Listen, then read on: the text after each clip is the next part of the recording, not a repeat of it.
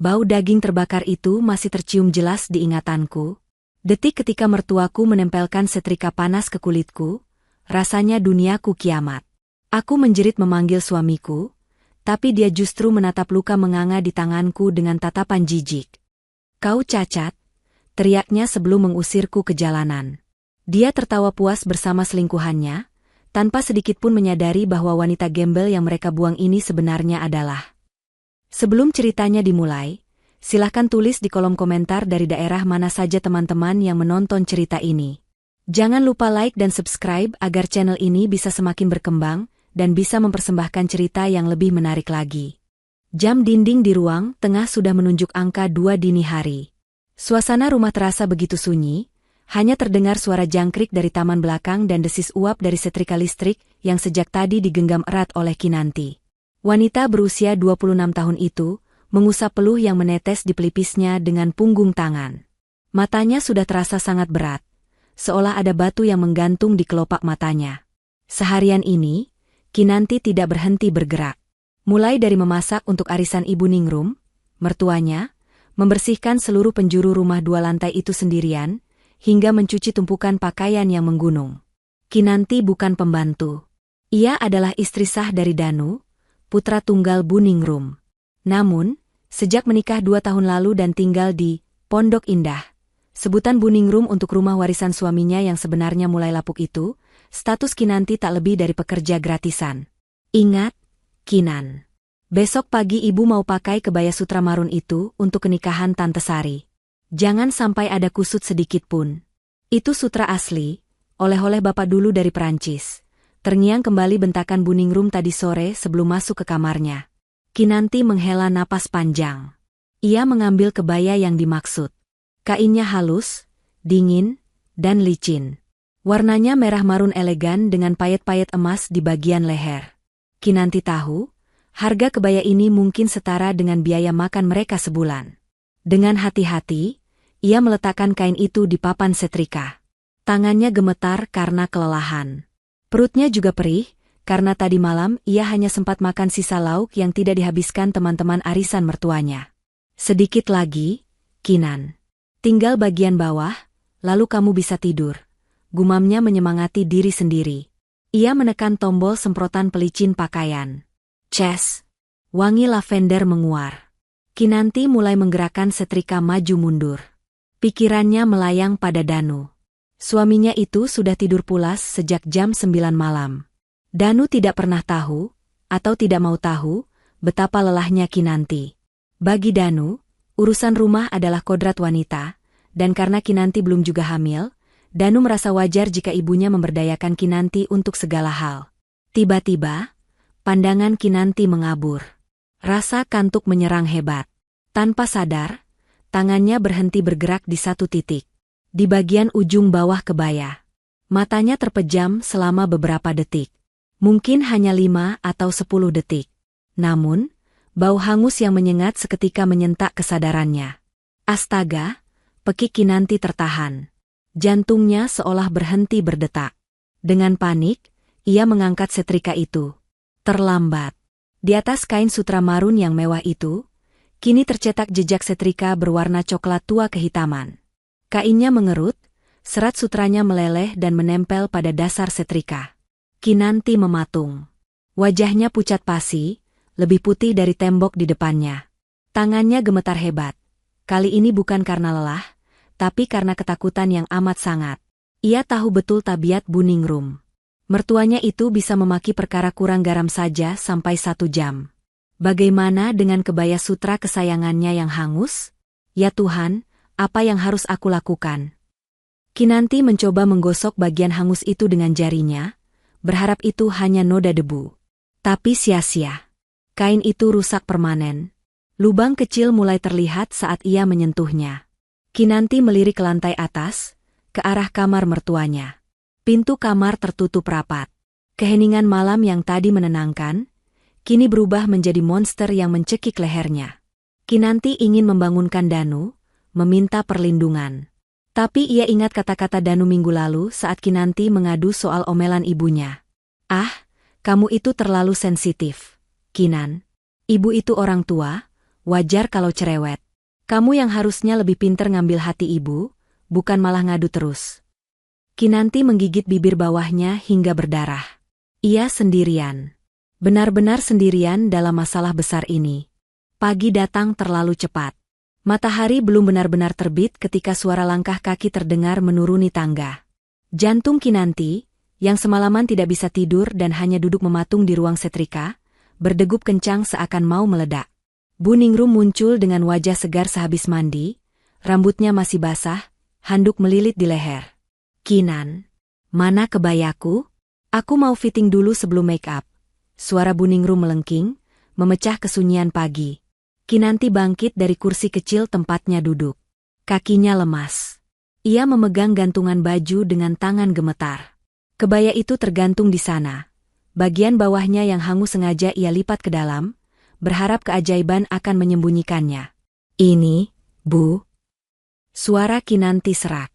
Bu Ningrum menyambar gantungan itu dengan kasar. Lama banget sih kamu. Sudah disiapkan kopi belum buat Danu? Saat Bu Ningrum membentangkan kebaya itu untuk diperiksa, waktu seakan berhenti bagi Kinanti. Lipatan yang ia buat terbuka. Noda hangus berbentuk segitiga setrika itu terpampang jelas di atas kain merah marun, seperti luka bakar yang menganga. Hening. 1 detik. 2 detik. Wajah Bu Ningrum berubah. Dari segar menjadi merah padam. Matanya membelalak, napasnya memburu. Apa ini? Teriakan Bu Ningrum begitu keras hingga gelas di meja makan seolah ikut bergetar. Maaf, Bu. Semalam Kinan ngantuk sekali. Kinan nggak sengaja. Kinanti langsung bersimpuh di kaki mertuanya, menangis. Ngantuk katamu? Bu Ningrum menendang bahu Kinanti, hingga menantu malang itu terjengkang. Dasar perempuan kampung tidak tahu diuntung. Kebaya ini harganya 5 juta. Kamu jual ginjalmu pun belum tentu bisa ganti yang persis seperti ini. Ini kenangan bapak, kamu tahu itu? Ampun, Bu. Kinan janji akan ganti, Kinan akan kumpulkan uang belanja. Ganti pakai apa? Uang belanja itu uang anakku. Uang Danu. Kamu itu di sini cuma numpang makan. Nggak kerja, nggak hamil-hamil, bisanya cuma ngerusak barang. Bu Ningrum kalap. Ia menyambar setrika yang masih tercolok di meja setrika. Kebetulan, Kinanti baru saja menyalakannya lagi untuk menyetrika ke meja kerja Danu. Setrika itu sudah panas. Lampu indikatornya menyala merah. Tangan ini ya? Tangan ini yang ngerusak kebayaku. Bu Ningrum mencengkeram pergelangan tangan kanan Kinanti dengan kekuatan yang tidak wajar untuk wanita seusianya. Bu, jangan Bu, panas. Kinanti menjerit. Matanya terbelalak melihat setrika itu didekatkan ke wajahnya. Biar kamu ingat rasa sakit hatiku melihat kebaya ini rusak. Biar kamu nggak teledor lagi jadi istri. Tanpa ampun, Bu Ningrum menempelkan alas setrika yang panas membara itu ke punggung tangan kanan Kinanti. Arg. Jeritan Kinanti melengking, menyayat udara pagi. Bau daging terbakar seketika menyeruak, bercampur dengan bau gosong kain sisa semalam. Rasa panas yang tak terbayangkan menjalar dari kulit, menembus daging, hingga ke tulang. Kinanti meronta sekuat tenaga, tapi Bu Ningrum seperti kerasukan setan, menekan setrika itu selama 3 detik penuh sebelum melepaskannya. Kinanti berguling di lantai, memegangi tangannya yang kini melepuh parah. Kulitnya mengelupas, menampilkan daging merah muda dan putih yang mengerikan. Rasanya seperti ada api yang terus menyala di bawah kulitnya.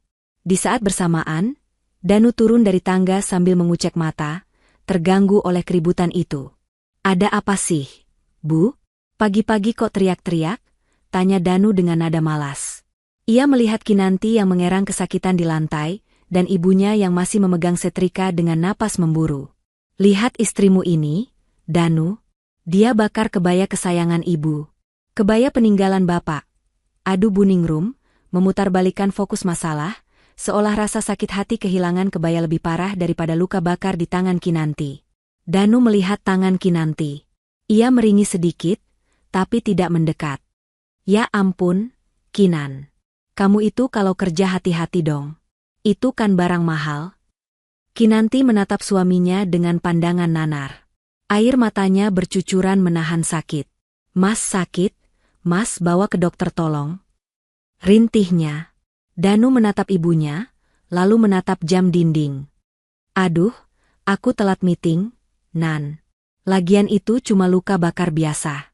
Kasih odol atau kecap juga sembuh.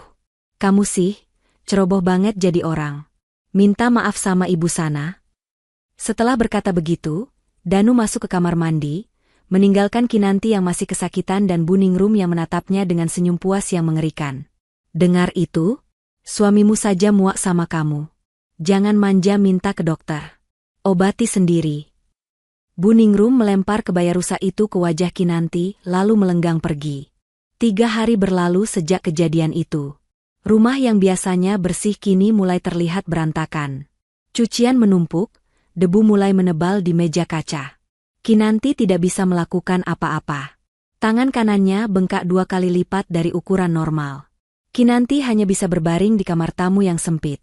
Tempat ia biasa tidur jika Danu sedang ingin sendirian di kamar utama. Tubuhnya menggigil demam. Infeksi sudah mulai menyebar. Luka bakar yang tidak ditangani secara medis itu kini bernanah. Warnanya kuning kehijauan di pinggir-pinggirnya, dengan cairan bening yang terus merembes keluar. Baunya sungguh tidak sedap. Bau anyir darah bercampur nanah.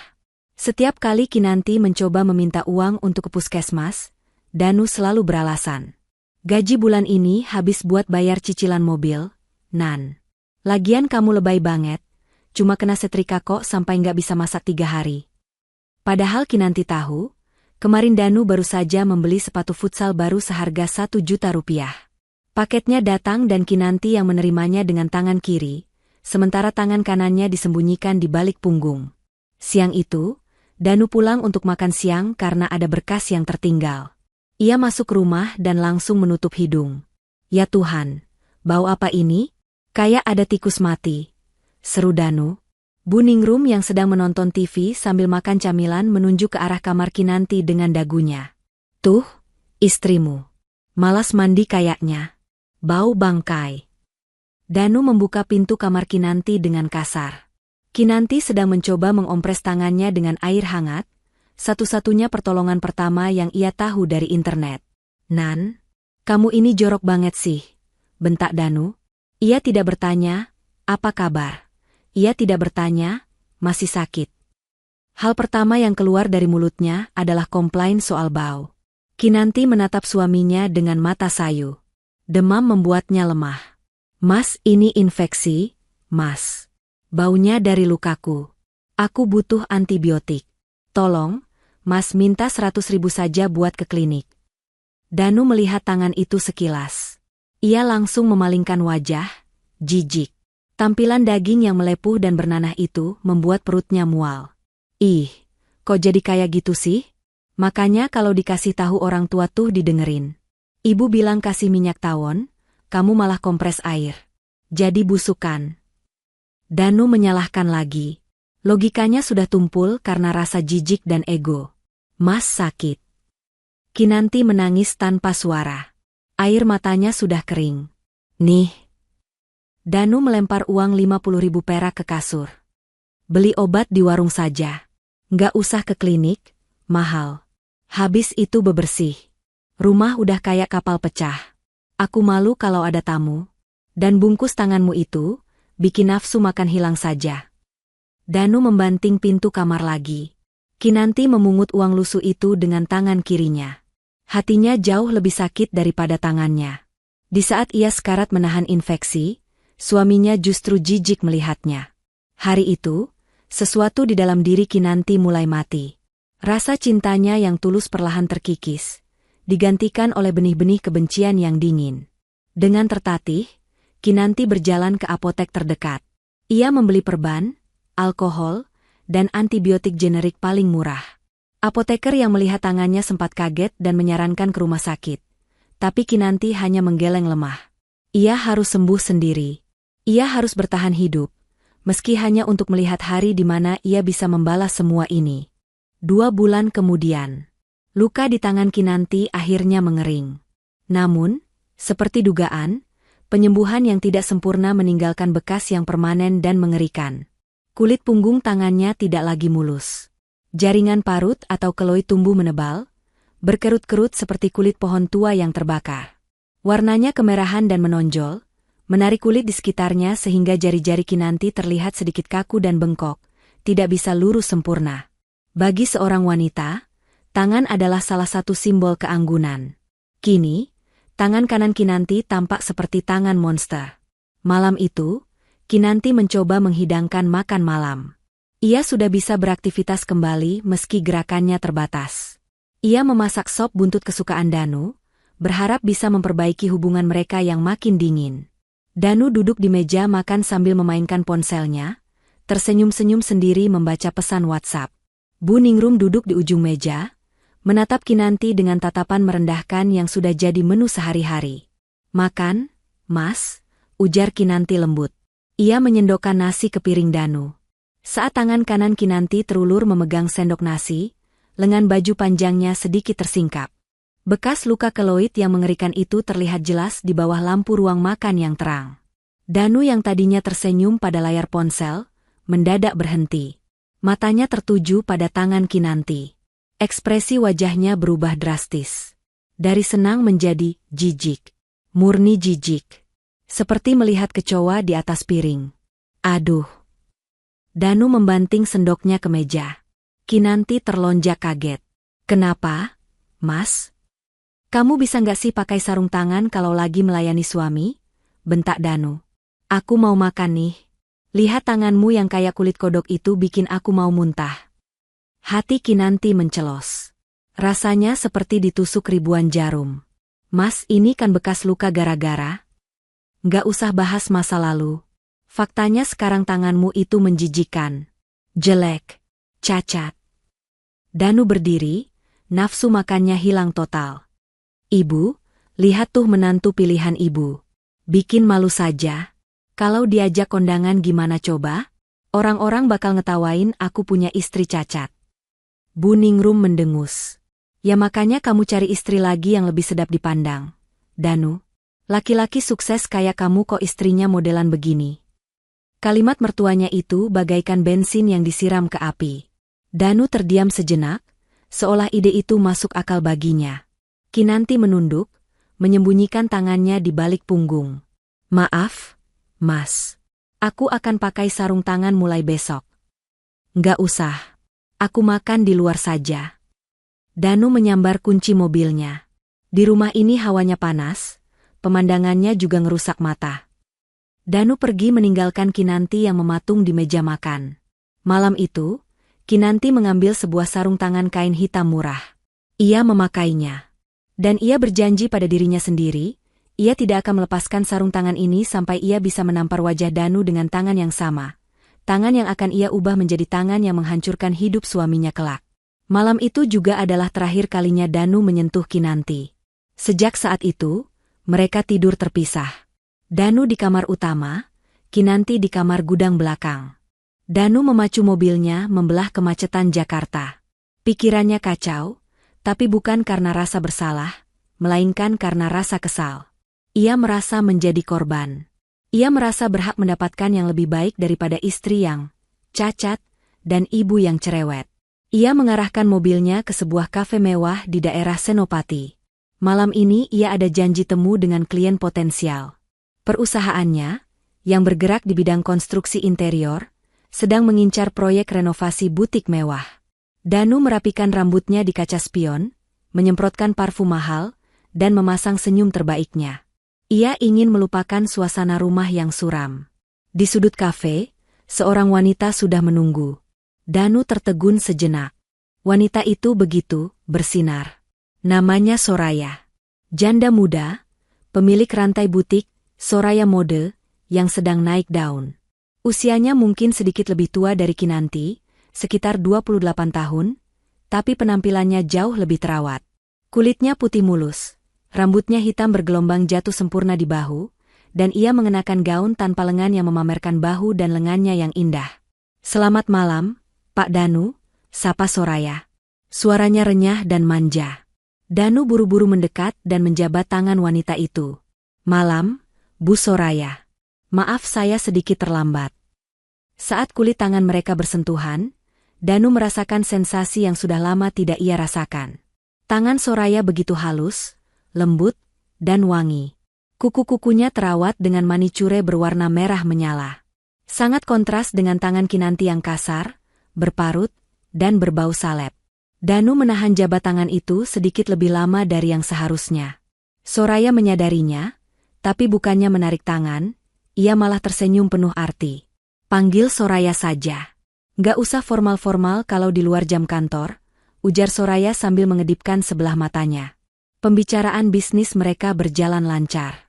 Soraya adalah wanita yang cerdas, tapi juga sangat pandai memanfaatkan kewanitaannya. Ia tertawa pada setiap lelucon garing Danu, sesekali menyentuh lengan Danu seolah tidak sengaja. Kamu kelihatan stres banget, Mas Danu. Lagi ada masalah di rumah? Pancing Soraya saat mereka sudah menghabiskan 2 cangkir kopi. Danu menghela napas, kali ini dibuat-buat agar terlihat dramatis. Begitulah. Namanya juga rumah tangga. Istri saya ya, dia tidak seperti kamu, Soraya. Dia kaku, tidak bisa merawat diri, dan ada cacat fisik yang bikin saya susah bawa dia ke acara-acara resmi. Soraya memasang wajah simpati yang dibuat-buat. Oh ya ampun, kasihan sekali kamu. Laki-laki segagah dan sekompeten kamu, harusnya didampingi wanita yang bisa jadi pajangan, yang membanggakan, bukan yang bikin malu. Kalimat itu menancap telak di ego Danu. Benar juga, pikirnya. Aku ini manajer proyek. Aku butuh pendamping yang sepadan. Andai istri saya setengah saja cantiknya seperti kamu, puji Danu, mulai berani. Soraya tertawa kecil, lalu mencondongkan tubuhnya ke depan, membuat parfum mahalnya tercium oleh Danu. Siapa bilang kamu nggak bisa punya pendamping seperti aku? Hidup itu pilihan, Mas Danu. Kamu berhak bahagia. Malam itu, Danu tidak langsung pulang. Ia mengantar Soraya pulang ke apartemen mewahnya. Di dalam mobil, obrolan mereka makin intim. Soraya mulai bercerita tentang kesepiannya sebagai janda kaya, dan Danu bercerita tentang penderitaannya, punya istri yang tidak sempurna. Saat Soraya turun dari mobil, ia meninggalkan kartu namanya di saku kemeja Danu, lengkap dengan bekas lipstik merah di tisu yang ia selipkan sebagai pengingat. Hubungi aku kalau kamu butuh teman ngobrol yang wangi dan mulus, bisik Soraya sebelum menutup pintu mobil. Danu menyetir pulang dengan jantung berdebar kencang. Bayangan tangan Kinanti yang mengerikan sudah hilang dari kepalanya, digantikan oleh bayangan tangan Soraya yang halus melingkar di lengannya.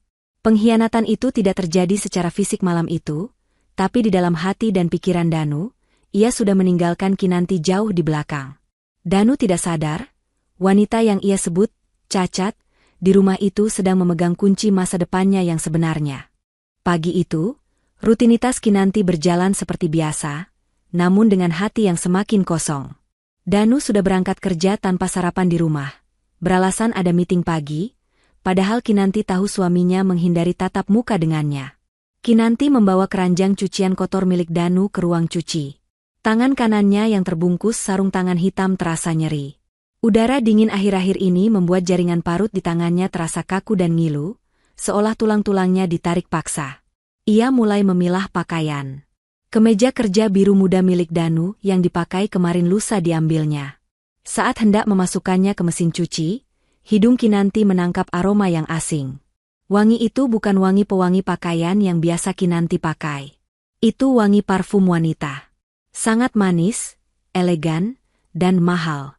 Wangi bunga melati bercampur vanila yang menusuk. Seketika, dada Kinanti berdegup kencang. Firasat istri jarang meleset. Dengan gemetar, ia merogoh saku kemeja itu. Biasanya Danu menaruh uang receh atau bon parkir di sana. Namun kali ini, jari Kinanti menyentuh secari kertas truk yang terlipat rapi dan sebuah benda kecil berbentuk tabung. Kinanti menariknya keluar.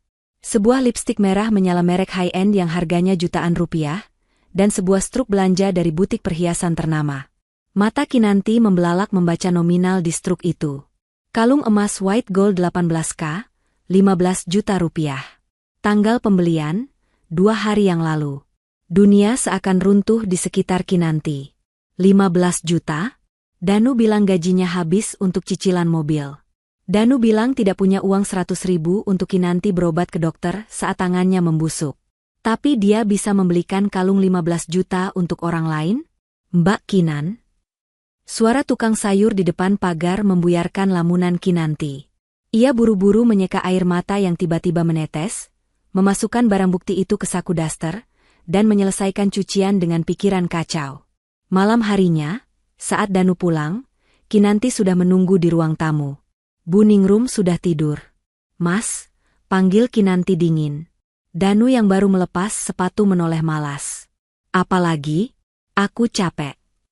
Kinanti meletakkan struk belanja dan lipstik itu di atas meja kaca. Punya siapa ini? Mas? Kamu bilang gak punya uang buat istrimu berobat, tapi kamu beli kalung 15 juta. Wajah Danu pucat seketika, tapi sedetik kemudian berubah merah padam karena marah. Bukan karena merasa bersalah, tapi karena merasa privasinya dilanggar. Lancang kamu ya? Danu maju dan mencengkeram bahu Kinanti. Siapa suruh kamu periksa-periksa saku aku? Aku istrimu, Mas. Aku nyuci bajumu. Kinanti menepis tangan Danu. Keberaniannya muncul karena rasa sakit hati yang teramat sangat. Siapa wanita itu? Siapa yang kamu belikan kalung pakai uang jatah makan kita? Plah. Sebuah tamparan keras mendarat di pipi kiri Kinanti. Panas dan perih. Kinanti terhuyung ke belakang, memegangi pipinya, menatap Danu tak percaya. Ini pertama kalinya Danu main tangan. Jangan ngatur aku, bentak Danu, matanya melotot tajam. Itu uang hasil keringatku. Mau aku bakar, mau aku belikan kalung buat setan, itu urusanku. Sadar diri, Kinan. Kamu itu cuma beban di rumah ini. Istri cacat yang bisanya cuma ngeluh. Danu mengambil kembali struk dan lipstik itu, lalu menunjuk wajah Kinanti. Sekali lagi kamu ungkit soal ini, atau berani lapor ke ibu, awas kamu. Danu melenggang naik ke lantai 2, meninggalkan Kinanti yang menangis tanpa suara di ruang tamu yang gelap.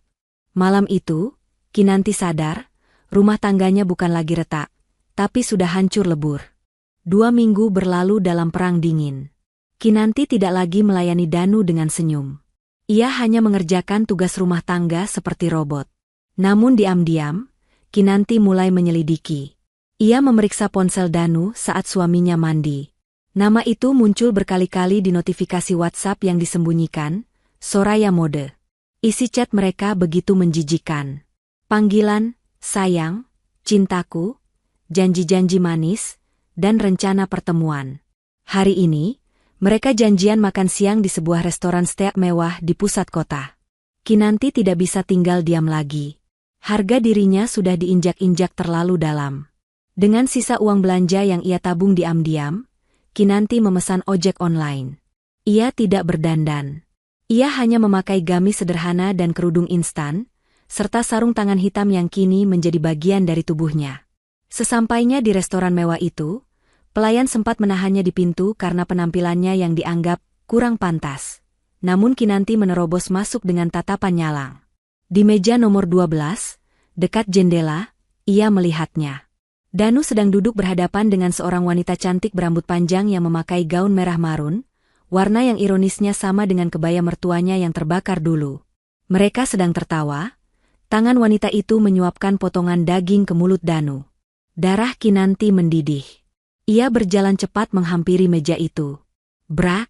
Kinanti menggebrak meja dengan tangan kirinya. Suara dentingan piring dan gelas menarik perhatian seluruh pengunjung restoran. Musik piano yang lembut seolah berhenti mendadak. Danu tersedak daging yang baru dikunyahnya. Soraya terlonjak kaget. Mas Danu, suara Kinanti bergetar menahan amarah. Enak sekali makanannya? Sementara istrimu di rumah makan sisa kemarin? Wajah Danu berubah pias, lalu merah padam karena malu dilihat banyak orang. Kinan, ngapain kamu kesini? Bikin malu saja. Soraya menatap Kinanti dari ujung kaki ke ujung kepala dengan tatapan meremehkan, lalu menutup hidungnya sedikit seolah mencium bau tidak sedap. Mas, ini pembantumu? Tanya Soraya dengan nada polos yang dibuat-buat. Dia? Danu tergagap. Aku istrinya, teriak Kinanti. Dan kamu, wanita perusak rumah tangga orang. Kamu tahu dia punya istri, tapi kamu masih mau disuapi sama dia? Kinanti menunjuk wajah Soraya dengan tangan kanannya. Tanpa sadar, gerakan cepat itu membuat sarung tangan hitamnya sedikit melorot, memperlihatkan kulit pergelangan tangannya yang keriput dan penuh parut luka bakar. Soraya menjerit kecil, pura-pura ketakutan. "Ih, Mas Danu, lihat tangannya. Menjijikkan. Itu penyakit menular ya?" Danu yang merasa dipermalukan di depan umum dan di depan selingkuhannya, kehilangan akal sehatnya. Ia berdiri, mendorong Kinanti dengan kasar hingga Kinanti terjatuh ke lantai restoran yang dingin. "Cukup, Kinan," teriak Danu menggelegar. Pengunjung lain mulai berbisik-bisik, beberapa mengeluarkan ponsel untuk merekam. "Pulang kamu. Jangan bikin keributan di sini," bentak Danu. "Kamu selingkuh. Mas, kamu tega." Kinanti mencoba bangkit. Danu menatap Kinanti dengan tatapan penuh kebencian. Ia menunjuk tangan kanan Kinanti yang terekspos. "Ya, aku selingkuh. Kenapa? Karena aku jijik sama kamu. Lihat tanganmu itu. Seperti monster. Setiap kali aku melihatmu, aku mau muntah. Soraya jauh lebih sempurna darimu. Dia wanita seutuhnya, bukan cacat sepertimu." Kata-kata itu bergema di seluruh ruangan. Hening. Sangat menyakitkan. Pengunjung lain menahan napas mendengar kekejaman itu. Kinanti terpaku. Rasa sakit di hatinya melebihi rasa sakit saat disetrika. Suaminya baru saja mengumumkan pada dunia bahwa ia jijik pada istrinya sendiri. Soraya tersenyum puas di balik serbetnya. Ia memeluk lengan Danu. "Sudah, Mas. Usir saja dia. Kasihan orang lain mau makan jadi nggak nafsu lihat dia." Kinanti bangkit perlahan. Air matanya sudah kering. Ia menatap Danu lekat-lekat, merekam wajah pengkhianat itu di ingatannya. "Ingat hari ini, Mas. Ingat baik-baik kata-katamu," bisik Kinanti dingin, lalu berbalik dan berjalan keluar dengan langkah tertatih, diiringi tatapan iba dan cemoohan orang-orang. Kinanti pulang dengan hati yang sudah mati. Namun, mimpi buruknya belum berakhir. Sesampainya di rumah, koper-koper berisi bajunya sudah berserakan di teras. Pintu rumah terbuka. Bu Ningrum berdiri di sana, berkacak pinggang dengan wajah garang. Danu ternyata sudah menelepon ibunya dalam perjalanan pulang, mengadu dengan versi ceritanya sendiri, bahwa Kinanti mengamuk dan mempermalukannya di depan klien penting. Dasar wanita tidak tahu diri. Sembur Bu Ningrum begitu melihat Kinanti membuka pagar. Sudah untung ditampung di sini, dikasih makan, malah bikin ulah di tempat kerja suami. "Kamu mau Danu dipecat?" "Bu, Mas Danu selingkuh." Kinanti mencoba membela diri. "Selingkuh itu wajar kalau istrinya modelan kayak kamu," potong Bu Ningrum kejam. "Laki-laki butuh kepuasan mata, butuh ketenangan. Kamu cuma bisa bikin susah. Tangan cacat, mandul, miskin lagi." Sebuah mobil sedan hitam berhenti di depan rumah. Danu turun bersama Soraya. Soraya bahkan berani datang ke rumah ini. Danu berjalan menghampiri Kinanti, memegang secari kertas. "Mulai hari ini, detik ini juga, aku talak kamu, Kinanti," ucap Danu lantang. "Kita cerai. Aku nggak mau punya hubungan apa-apa lagi sama kamu." Langit seolah merespons kesedihan Kinanti. Petir menyambar, dan hujan deras tiba-tiba turun mengguyur bumi. "Mas, ini rumah kita." "Rumah kita? Halu kamu." Soraya maju, merangkul lengan Bu Ningrum dengan akrab. "Ini rumah Mas Danu dan Ibu. Kamu cuma numpang. Dan sebentar lagi, aku yang akan jadi nyonya di sini. Iya kan, Bu?" "Iya dong, calon mantuku yang cantik." Bu Ningrum membelai rambut Soraya, lalu menatap Kinanti dengan sinis. "Pergi kamu. Bawa baju-bajumu yang bau itu. Jangan pernah injakan kakimu di halaman rumah ini lagi." Danu menendang salah satu koper Kinanti, hingga terguling ke jalanan aspal yang basah. "Pergi, atau aku panggil satpam komplek buat seret kamu." Kinanti basah kuyup. Air hujan menyamarkan air matanya. Ia menatap 3 orang di depannya. Suami yang dulu ia cintai, mertua yang ia layani sepenuh hati, dan wanita asing yang merebut semuanya. Mereka berdiri di teras yang kering, memandangnya seperti melihat sampah busuk. "Baik," suara Kinanti terdengar lirih di antara deru hujan. Aku akan pergi. Tapi ingat, Tuhan tidak tidur. Suatu hari nanti, kalian akan memohon-mohon di kakiku. Dan saat itu terjadi, tidak akan ada ampun. Mimpi, cibir Buningrum. Brak, pintu gerbang dibanting keras oleh Danu tepat di depan wajah Kinanti. Kinanti sendirian. Di tengah hujan badai. Di jalanan Jakarta yang kejam. Tanpa uang, tanpa tujuan, dengan tangan yang sakit kedinginan. Ia menyeret kopernya perlahan, meninggalkan rumah neraka itu. Malam semakin larut. Kinanti berjalan tanpa arah selama 2 jam. Kakinya lecet, tubuhnya menggigil hebat. Ia berteduh di sebuah halte bus yang sepi di pinggiran kota. Giginya gemeretuk kedinginan. Ibu, ayah. Rintih Kinanti memanggil orang tuanya yang sudah meninggal. Kenapa hidup Kinan seperti ini? Kinan gak kuat. Ia merogoh saku gamisnya yang basah. Hanya ada uang Rp20.000 sisa bayar ojek tadi. Tidak cukup untuk penginapan termurah sekalipun. Apakah ia harus tidur di sini? Bagaimana kalau ada preman? Keputusasaan menyelimuti pikirannya. Ia menatap jalan raya yang basah, terlintas pikiran singkat untuk mengakhiri semuanya. Buat apa hidup jika hanya untuk dihina karena cacat yang bukan salahnya? Saat pikiran gelap itu hampir menguasai, sebuah cahaya lampu mobil yang sangat terang menyorotnya. Sebuah mobil mewah, Rolls-Royce Phantom berwarna hitam mengkilap, melambat dan berhenti tepat di depan halte. Kinanti waspada. Ia memeluk tasnya erat-erat, takut diculik. Seorang sopir berseragam rapi turun, membuka payung besar, dan membukakan pintu penumpang belakang. Seorang pria tua beruban, mengenakan setelan jas abu-abu yang sangat rapi dan kacamata berbingkai emas, turun dari mobil. Ia berjalan menghampiri Kinanti yang meringkuk di pojok halte. Wajah pria itu tampak familiar bagi Kinanti. Ia seperti pernah melihatnya di foto lama ayahnya. Nona muda Kinanti, sapa pria tua itu dengan suara berat yang penuh wibawa namun lembut. Kinanti mendongak, bingung. Si siapa bapak? Pria itu membungkuk hormat, gestur yang sangat sopan, seolah Kinanti adalah ratu. Saya Dirman.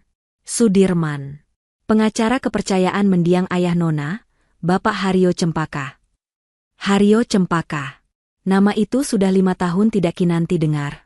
Nama ayah angkatnya yang mengadopsinya dari panti asuhan, membesarkannya dengan sederhana, lalu meninggal dengan meninggalkan sebuah wasiat aneh. Pak Dirman, bisik Kinanti. Ingatannya kembali.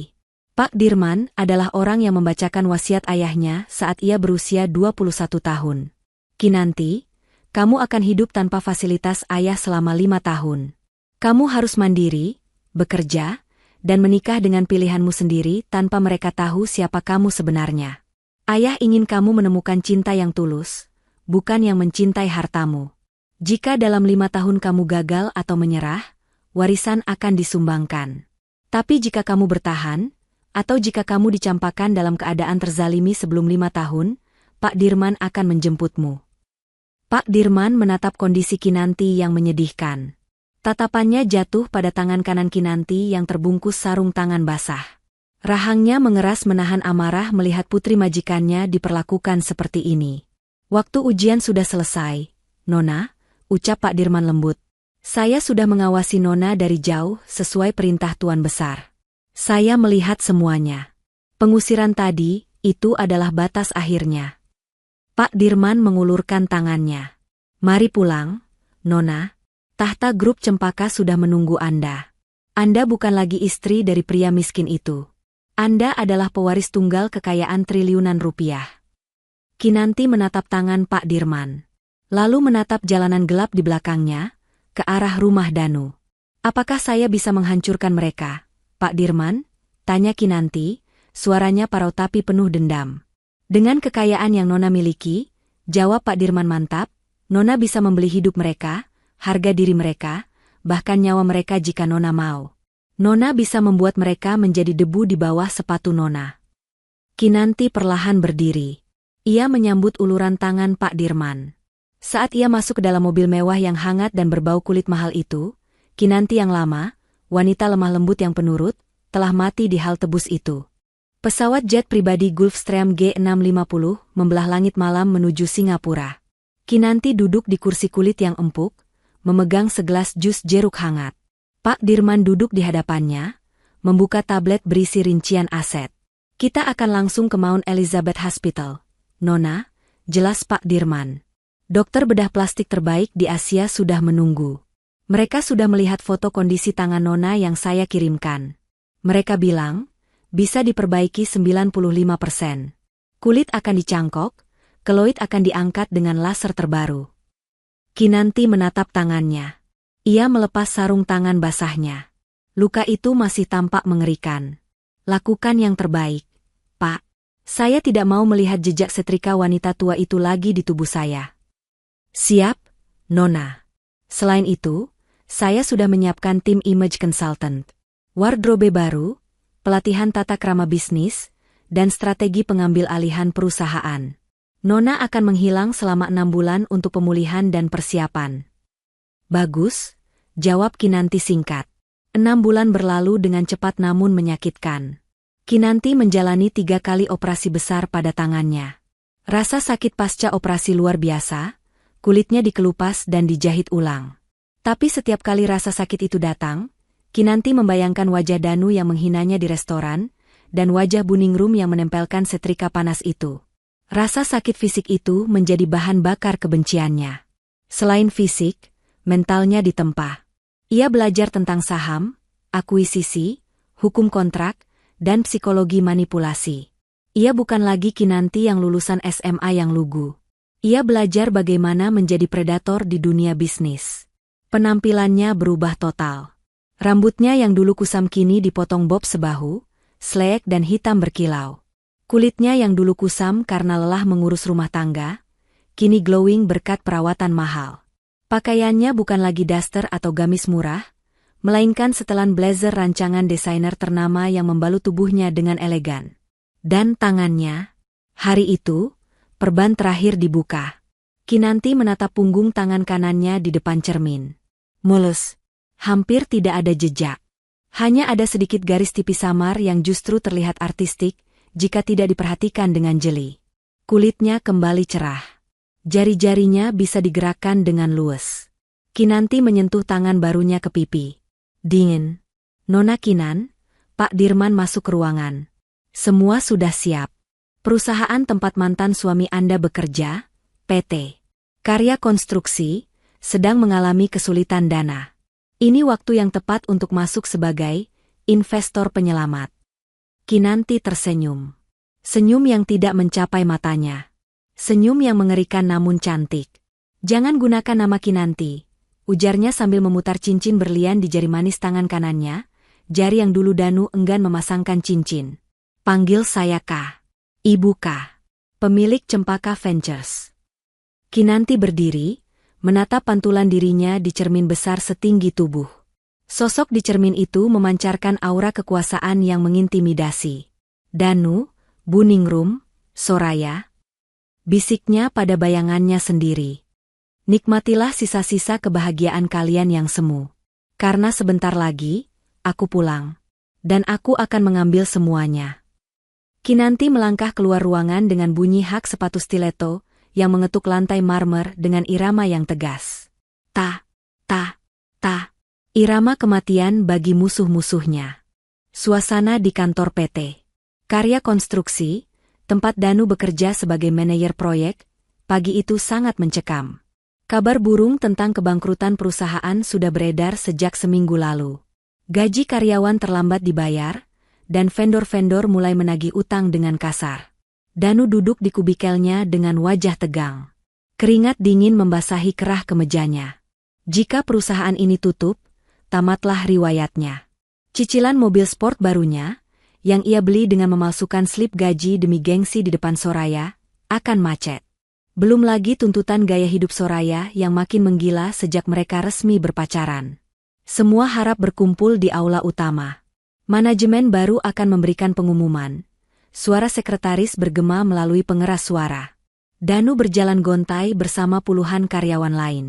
Dalam hati ia berdoa, semoga pesangonnya cukup untuk hidup 2 bulan. Di aula, Pak Handoko, direktur lama yang wajahnya kusut, berdiri di podium. Di sebelahnya, Berdiri seorang pria tua berwibawa, Pak Dirman, dan beberapa pengawal berjas hitam. Rekan-rekan sekalian, suara Pak Handoko bergetar. Hari ini, saya umumkan bahwa PT Karya Konstruksi resmi diakuisisi penuh oleh Cempaka Ventures. Semua utang perusahaan telah dilunasi oleh pemilik baru. Sorak-sorai lega meledak di ruangan itu. Danu mengelus dada, napasnya lega seketika.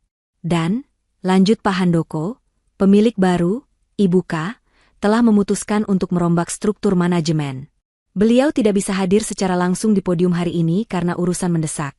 Namun beliau memantau kita lewat video conference. Layar proyektor raksasa menyala, menampilkan sosok wanita yang duduk di kursi kebesaran di sebuah ruangan kantor yang sangat mewah. Wajahnya tidak terlihat jelas karena backlight dari jendela besar di belakangnya, ditambah ia mengenakan kacamata hitam besar dan topi lebar yang modis, gaya khas sosialita papan atas yang misterius. Suara wanita itu terdengar melalui speaker. Suaranya berat, dingin, dan berwibawa. Sedikit berbeda dengan suara cempreng Kinanti yang dulu sering merengek minta uang belanja. Saya mempertahankan perusahaan ini karena melihat potensi, ucap Ibu K. Namun, saya butuh orang-orang yang berani ambil risiko. Saya melihat data kinerja. Saudara Danu Prasetya. Jantung Danu seakan berhenti berdetak saat namanya disebut. Ia maju ke depan dengan kaki gemetar. Saya, Bu. Laporan proyekmu cukup agresif.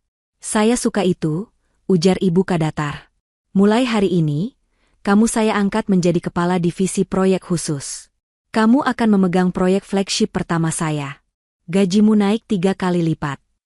Danu melongo. Ia tidak percaya pendengarannya. Bukan dipecat, malah naik jabatan? Terima kasih. Terima kasih banyak, Bu K. Saya tidak akan mengecewakan Ibu, seru Danu dengan mata berbinar. Dari balik layar, di ruangan yang jauhnya hanya beberapa kilometer dari sana, Kinanti tersenyum miring melihat layar monitornya. Ia melihat wajah sumringah mantan suaminya itu. Nikmatilah, Danu, gumam Kinanti sambil menyesap teh herbalnya. Semakin tinggi kamu terbang, semakin sakit saat aku hempaskan nanti. Hari itu, Danu pulang dengan kepala membesar. Ia merasa dirinya jenius. Ia merasa nasib baik sedang memihaknya karena ia telah membuang istri pembawa sial dan menggantinya dengan Soraya. Seminggu setelah promosi itu, Danu mendapat undangan makan malam eksklusif di sebuah private room hotel bintang 5. Undangan itu dari Ibu K langsung. Danu diminta membawa serta pasangannya, karena proyek ini menyangkut desain interior dan fashion. Tentu saja, Danu mengajak Soraya. Soraya berdandan habis-habisan malam itu. Gaun emas ketat, rambut disanggul tinggi, dan perhiasan berkilauan, yang sebagian besar dibeli dengan kartu kredit Danu yang sudah over limit. Mas, kamu yakin bos barumu ini mau kasih proyek ke butik aku juga? Tanya Soraya antusias di dalam mobil. Yakin dong, sayang.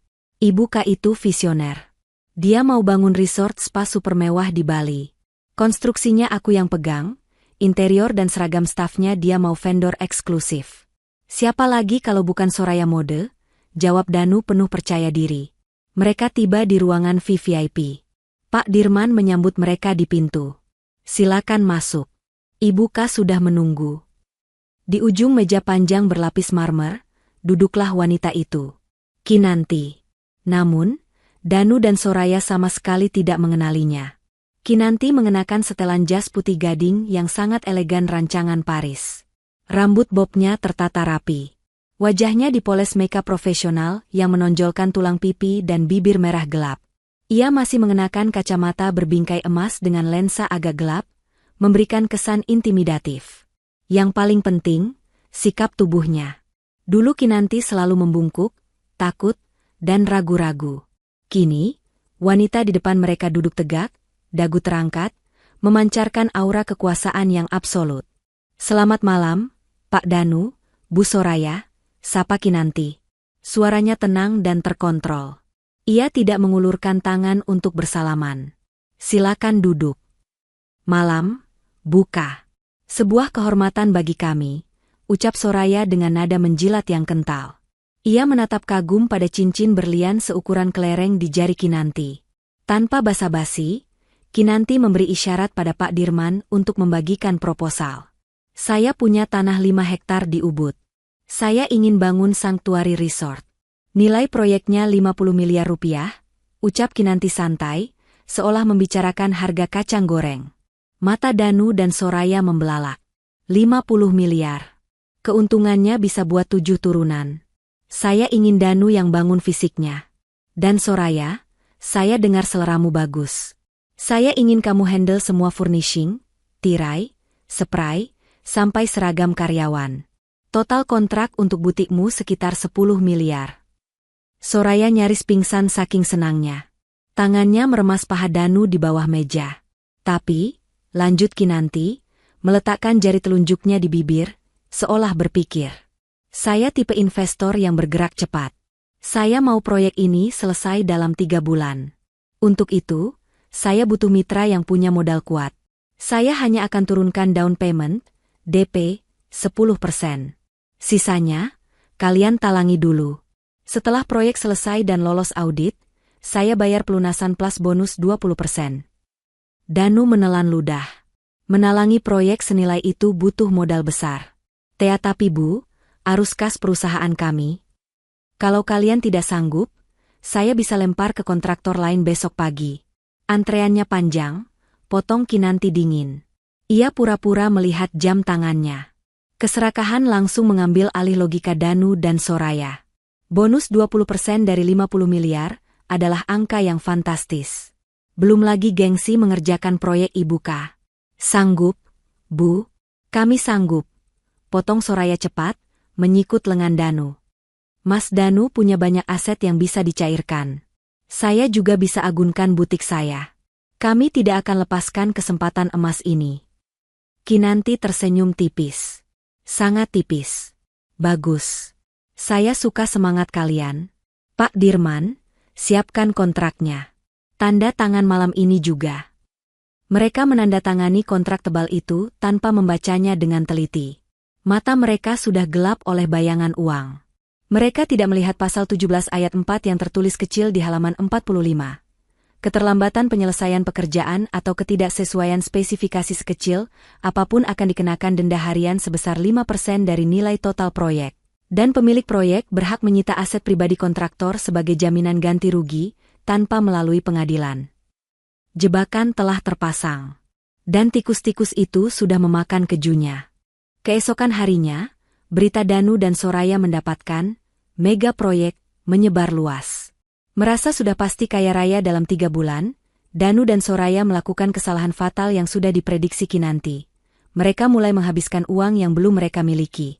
Untuk modal kerja, Danu menggadaikan sertifikat rumah ibunya, rumah pondok indah yang tua itu, ke bank. Ia juga meminjam uang dari koperasi simpan pinjam, yang sebenarnya milik anak perusahaan Kinanti, dengan bunga tinggi, menggunakan jaminan proyek. Tapi, tidak semua uang pinjaman itu dipakai untuk beli bahan bangunan. Mas, kita kan bakal jadi miliarder. Masa mobilmu masih sedan Jepang tahun lalu? Ganti dong yang Eropa, rengek Soraya.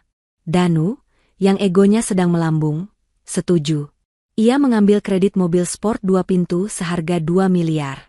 Dan rumah ibu itu sudah jelek. Danu, tambah Buningrum yang ikut-ikutan gila hormat. Masa ibumu yang punya anak sukses tinggal di rumah lapuk? Kita sewa rumah mewah di Menteng saja sambil nunggu uang cair buat beli real estate. Jadilah mereka menyewa rumah mewah seharga 500 juta per tahun. Mereka pindah dengan gaya bak selebriti. Buningrum mengadakan syukuran besar-besaran. Ia mengundang tetangga-tetangga lama hanya untuk pamer. Iya dong, Jeng. Danu itu sekarang tangan kanannya konglomerat. Proyeknya puluhan miliar. Si Kinanti? Halah, paling udah jadi gembel di kolong jembatan. Untung Danu cerai sama pembawa sial itu. Lihat sekarang, rezekinya ngalir deres. Celoteh Buningrum sambil memamerkan gelang emas barunya yang berderet sampai siku. Di sudut lain kota, Kinanti melihat postingan Instagram story Soraya yang sedang unboxing tas Hermes baru. Belanjalah sepuasmu, Soraya, desis Kinanti. Semakin tinggi kau memanjat, semakin remuk tulangmu saat jatuh. Sementara itu, di lokasi proyek di Ubud, masalah mulai muncul. Bahan bangunan yang dipesan Danu dari supplier rekomendasi Pak Dirman, lagi-lagi jebakan, sering terlambat datang. Kualitas marmer yang dikirim berbeda grade-nya. Pak Danu, semennya telat lagi 3 hari. Lapor mandor proyek lewat telepon. Aduh, kamu cari di toko lain dong. Jangan ganggu saya lagi fitting jas buat pesta. Bentak Danu yang sedang sibuk mempersiapkan penampilannya untuk acara sosialita. Danu menyepelekan masalah-masalah kecil itu. Ia berpikir, telat dikit wajar. Ibu pasti maklum, kan aku anak emasnya. Ia lupa, ia sedang berhadapan dengan wanita yang pernah ia buang karena luka di tangan. Dan wanita itu tidak mengenal kata maklum. Bulan kedua proyek berjalan. Kondisi mulai kacau balau. Uang pinjaman modal kerja sudah menipis. Sebagian besar tersedot untuk menutupi gaya hidup hedon Danu, Soraya, dan Buningrum. Sementara itu, progres di lapangan baru 40%. Tiba-tiba, datang surat peringatan pertama dari manajemen Ibuka, isinya dingin dan tegas, progres tidak sesuai termin. Jika dalam 2 minggu tidak mencapai 70%, klausul denda akan diaktifkan. Danu panik. Ia menelepon Pak Dirman. Pak, ini gimana? Bahan bakunya susah didapat. Supplier Bapak yang lambat. Itu tanggung jawab Bapak sebagai kontraktor untuk mencari alternatif. Jawab Pak Dirman tenang. Ibuka tidak mau dengar alasan. Beliau mau hasil. Ingat Pak Danu, reputasi Bapak dipertaruhkan. Terdesak, Danu mengambil jalan pintas. Ia mulai menurunkan spesifikasi. Semen kualitas 1 diganti kualitas 2. Besi beton ukurannya dikurangi sedikit. Soraya juga melakukan hal yang sama. Kain sutra untuk tirai diganti dengan kain sintetik yang mirip sutra tapi murah. Nggak bakal ketahuan kok, Mas. Orang kaya kan taunya cuma barang jadi, ujar Soraya menenangkan Danu. Mereka tidak sadar, mandor-mandor di lapangan adalah orang bayaran Kinanti. Setiap kecurangan, setiap penurunan spek, didokumentasikan dengan lengkap. Foto, video, sampel bahan, semuanya dikirim ke meja kerja Kinanti. Bagus, gumam Kinanti melihat laporan itu. Mereka menggali kuburan mereka sendiri dengan sangat rajin. 2 hari sebelum tenggat waktu. Proyek masih jauh dari selesai. Danu sudah stres berat. Ia tidak bisa tidur, rambutnya mulai rontok, wajahnya kusam. Mobil sportnya sudah ditarik leasing karena telat bayar cicilan, uangnya habis buat nalangin semen. Soraya juga mulai uring-uringan. Butiknya sepi karena ia terlalu sibuk foya-foya dan mengabaikan pelanggan lama. Di tengah kekacauan itu, datang undangan lagi. Undangan gala dinner pra-peluncuran Cempaka Resort. Di undangan tertulis, wajib hadir. Pemilik akan melakukan inspeksi final dan memperkenalkan mitra kerjanya ke publik. Ini kesempatan kita, Mas, seru Soraya, matanya kembali berbinar. Kita harus datang. Kita rayu Ibuka di sana. Kita minta perpanjangan waktu. Kalau dia lihat kita tampil berkelas, dia pasti percaya kita profesional. Tapi duit kita udah habis, Soraya. Keluh Danu. Pinjam lagi. Pinjam ke rentenir kenalan Pak Dirman itu. Bunganya gede dikit nggak apa-apa, yang penting cair cepet. Besok kan proyek cair, kita lunasi semua. Danu, yang sudah tidak bisa berpikir jernih, menurut. Ia meminjam 2 miliar lagi dari rentenir dengan jaminan, nyawa, istilah halus di dunia gelap. Uang itu dipakai untuk menutupi lubang proyek sedikit, dan sisanya lagi-lagi untuk menyewa gaun malam dan perhiasan agar Soraya tampil, sempurna, di depan Ibuka. Mereka berangkat ke pesta itu seperti domba yang berjalan sukarela menuju tempat penyembelihan. Ballroom Hotel Mulia Jakarta disulap menjadi tempat pesta yang sangat megah. Lampu kristal bergantungan, bunga mawar putih segar didatangkan langsung dari Belanda memenuhi ruangan. Tamu-tamu yang hadir adalah konglomerat, pejabat, dan selebriti papan atas. Danu, Soraya, dan Buningrum, yang memaksa ikut, berjalan masuk dengan dagu terangkat. Mereka merasa menjadi bagian dari kaum elit ini. Buningrum mengenakan kebaya penuh payet yang menyilaukan mata, Soraya dengan gaun merah darah yang seksi, dan Danu dengan tuxedo sewaan. Lihat, semua orang melihat kita, bisik Soraya bangga. Padahal, Orang-orang melihat mereka karena penampilan mereka yang terlalu mencolok dan norak, kontras dengan old money lain yang tampil elegan dan subtle. Lampu ruangan meredup. Musik orkestra berhenti. Sorotan lampu spotlight mengarah ke panggung utama. MC bersuara lantang. Hadirin sekalian, mari kita sambut tuan rumah kita malam ini. Pemimpin Cempaka Group, wanita di balik kesuksesan akuisisi terbesar tahun ini. Ibu Kinanti Cempaka. Nama itu bergema di telinga Danu seperti ledakan bom. Kinanti? Kinanti Cempaka?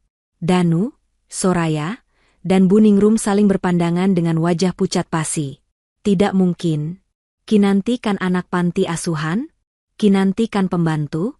Tirai panggung terbuka.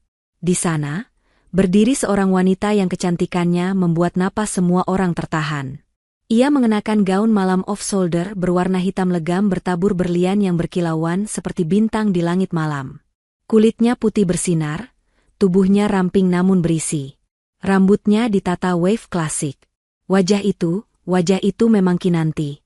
Tapi bukan Kinanti yang kucel dan berminyak.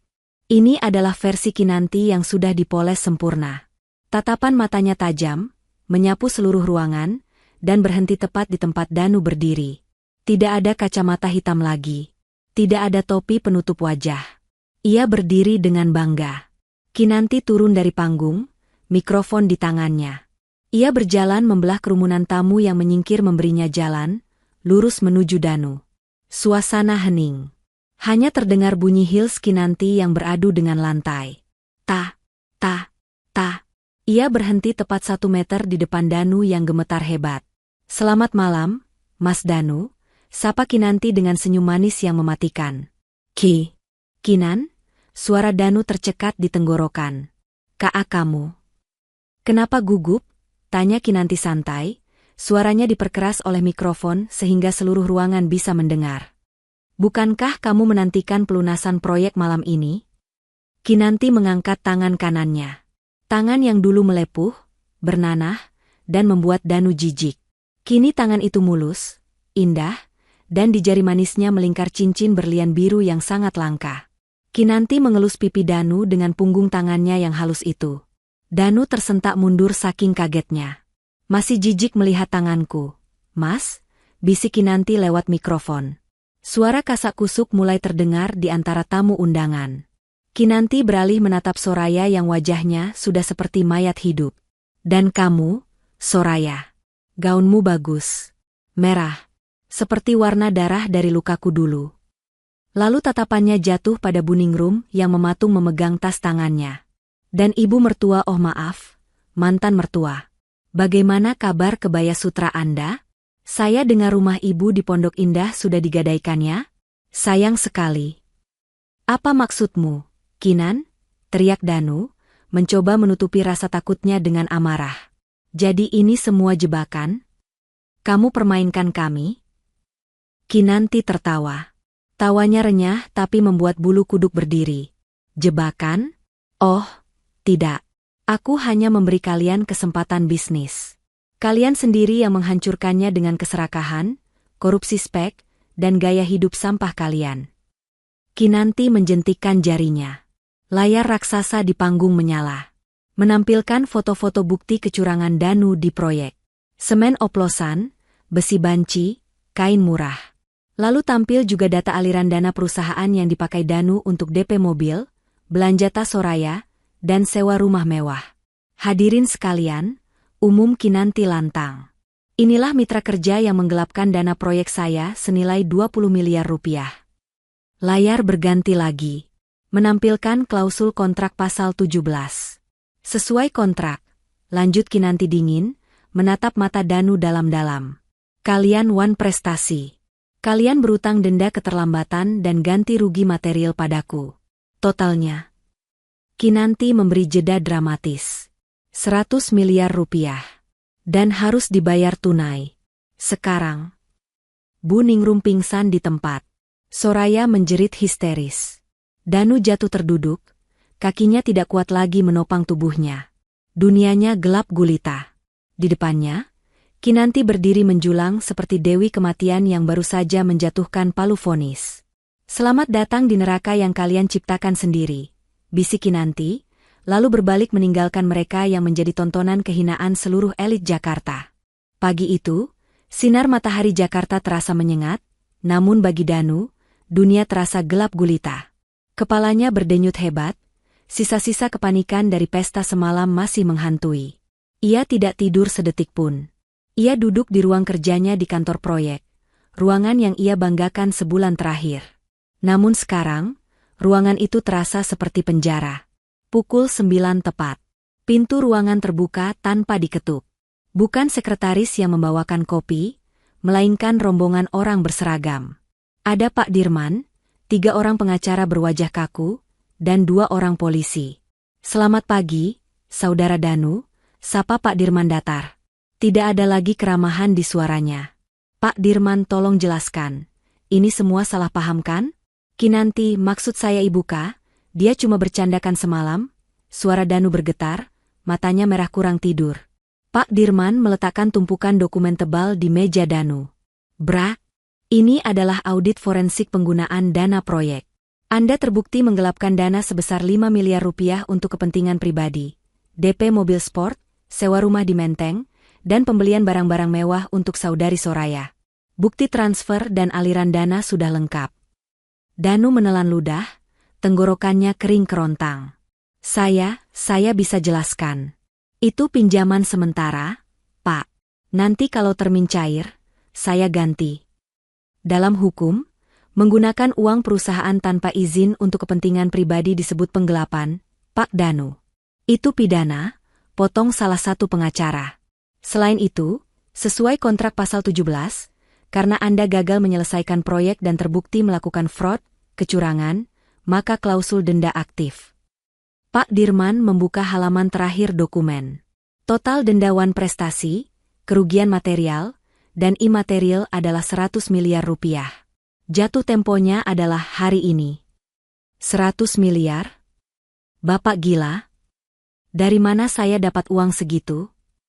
Danu berdiri, kursi kerjanya terguling ke belakang. Karena Anda tidak bisa membayar tunai, lanjut Pak Dirman tanpa emosi, maka sesuai kontrak yang Anda tanda tangani di atas materai, kami berhak menyita seluruh aset pribadi Anda, aset penjamin, dan aset mitra kerja Anda sebagai kompensasi. Pak Dirman memberi isyarat pada polisi. Saudara Danu, Anda dipecat secara tidak hormat dari jabatan ini. Nama Anda sudah kami masukkan ke dalam daftar hitam, blacklist, Asosiasi Konstruksi Nasional dan Bay Checking. Mulai detik ini, seluruh rekening bank Anda dibekukan. Tunggu. Jangan. Saya mohon, Pak. Danu mencoba meraih tangan Pak Dirman. Saya mau ketemu Kinanti. Istri saya. Biarkan saya bicara sama istri saya. Mantan istri, koreksi Pak Dirman dingin, menepis tangan Danu. Ibu K tidak menerima tamu yang tidak punya integritas. Silakan tinggalkan gedung ini sekarang juga, atau petugas keamanan yang akan menyeret Anda. Danu diseret keluar dari gedung kantor, tempat ia dulu berjalan membusungkan dada. Karyawan-karyawan lain menonton sambil berbisik-bisik. Di lobi, Danu dilempar begitu saja ke trotoar panas. Dompetnya kosong, kartu ATM-nya sudah tidak berguna. Ponselnya berdering terus-menerus, telepon dari debt collector rentenir yang mulai menagih. Danu hancur. Dalam semalam, ia kehilangan jabatan, karir, dan masa depan.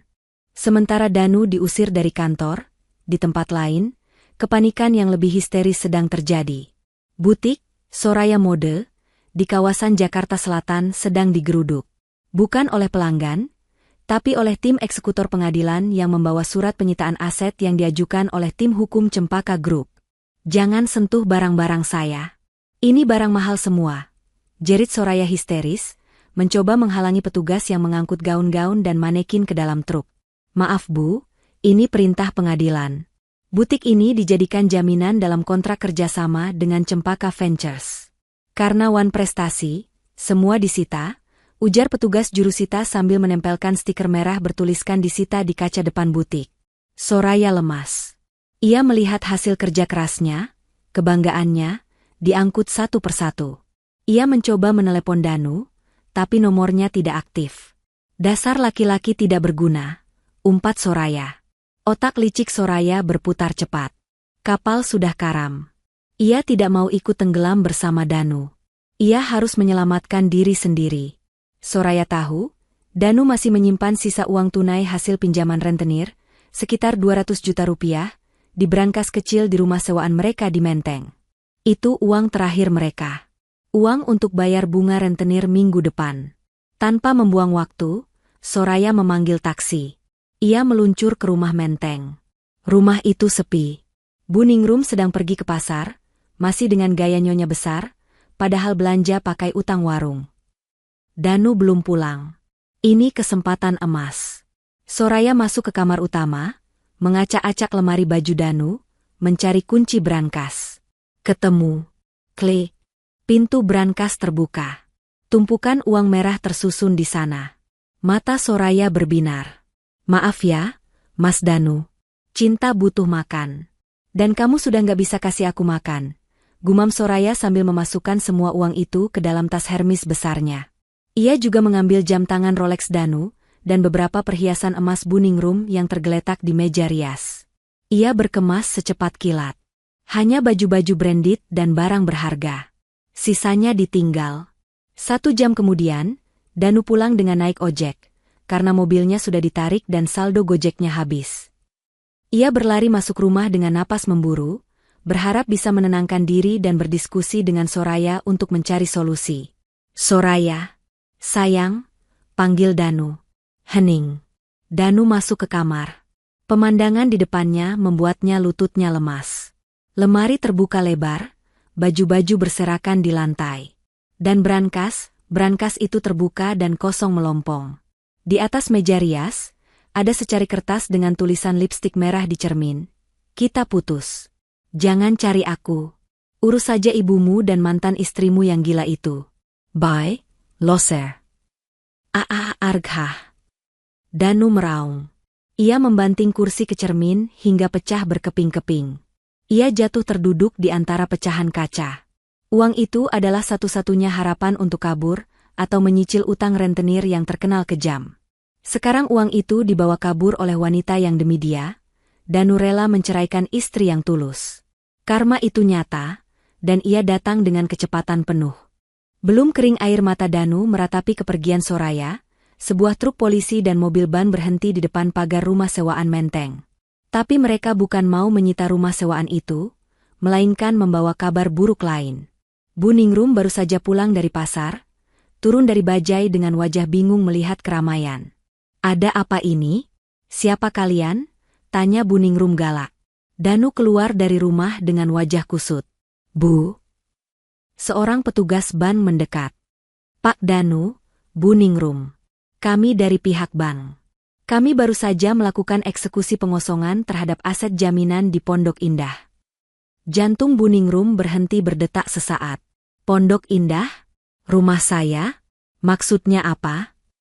Rumah di Pondok Indah yang sertifikatnya digadaikan atas nama Bapak Danu untuk modal proyek, sudah jatuh tempo dan karena Pak Danu dinyatakan pailit serta masuk daftar hitam, ban melakukan penyitaan aset hari ini juga. Semua barang sudah dikeluarkan. Bohong. Bu Ningrum menjerit histeris. Keranjang belanjaannya jatuh, sayur mayur berserakan. Itu rumah warisan suamiku. Kalian nggak berhak. Pak Danu yang tanda tangan, Bu. Ini buktinya, petugas menunjukkan surat gadai. Bu Ningrum menatap Danu. Matanya melotot, napasnya tersengal-sengal. Danu, kamu gadaikan rumah ibu? Kamu bilang cuma pinjam sertifikat buat administrasi? Danu menunduk, tidak berani menatap ibunya. Maafin Danu, Bu. Danu pikir bakal untung besar. Anak durhaka, anak tolol. Bu Ningrum memukuli dada Danu bertubi-tubi. Sekarang kita mau tinggal di mana? Hah? Di kolong jembatan? Tiba-tiba, wajah Bu Ningrum memerah padam, lalu membiru. Tangannya memegangi dada kiri. Matanya memutih. Bruk. Bu Ningrum ambruk ke aspal panas. Tubuhnya kejang sebentar lalu kaku.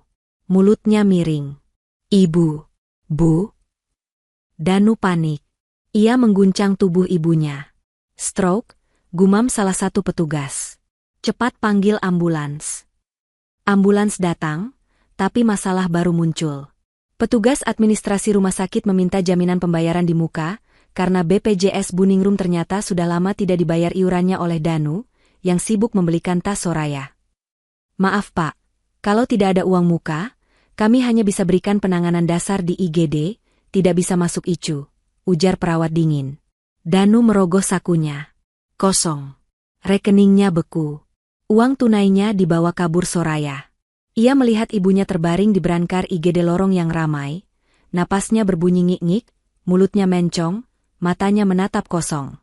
Buningrum, wanita yang dulu sangat menjaga gengsi dan penampilan, kini tergeletak tak berdaya dengan baju daster pasar, ditangani seadanya karena dianggap pasien tidak mampu. Danu menangis di pojok IGD. Ia sadar, ini persis seperti saat Kinanti sakit tangan dulu. Kinanti butuh obat, tapi Danu tidak peduli.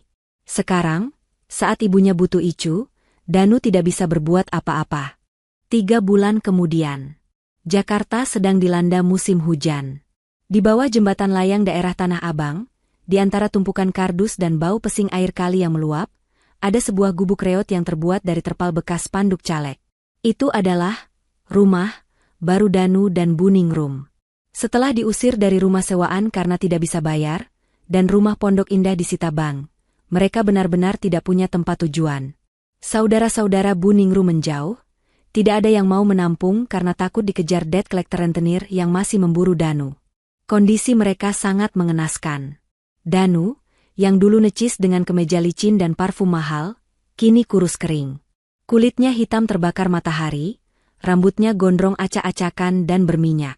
Bajunya kaos partai yang sudah bolong di ketiak. Setiap hari ia bekerja serabutan, mengangkut sampah pasar, menjadi kuli panggul, atau memungut botol plastik. Hampir tidak ada kantor yang mau mempekerjakannya. Namanya sudah busuk di seluruh industri. Penipu, penggelap dana, label itu melekat padanya. Sementara Buningrum lebih parah. Serangan stroke itu membuatnya lumpuh separuh badan.